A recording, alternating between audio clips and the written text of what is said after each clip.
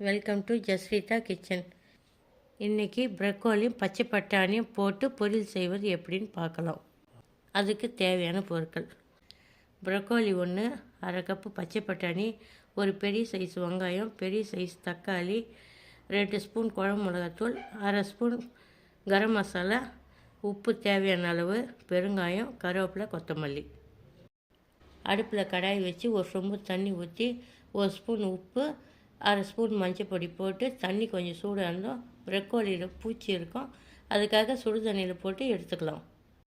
மறுபடியும் கடாய் வச்சு 2 spoon oil விட்டு அது காய்ஞ்ச பிறகு அரை ஸ்பூன் கடுகு உளுந்து போட்டு கருவேப்பிலை போட்டு கட் பண்ணி வச்ச வெங்காயம் போட்டு பொன்னிறமாக வதங்கட்டும்.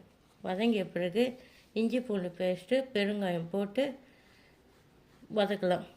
பச்சை வாசனை போகிற வரையும் வதக்கிறது. தக்காளி போடலாம்.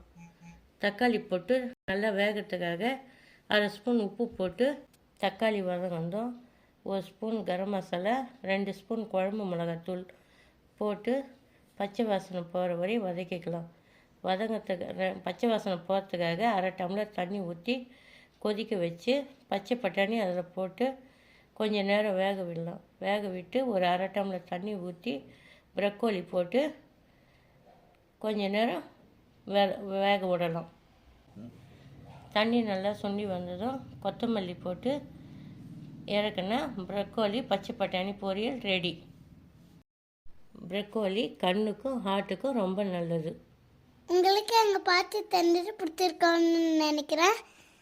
சப்ஸ்கிரைப் பண்ணிட்டு பெல் பட்டனை ப்ரெஸ் பண்ணுங்கள்.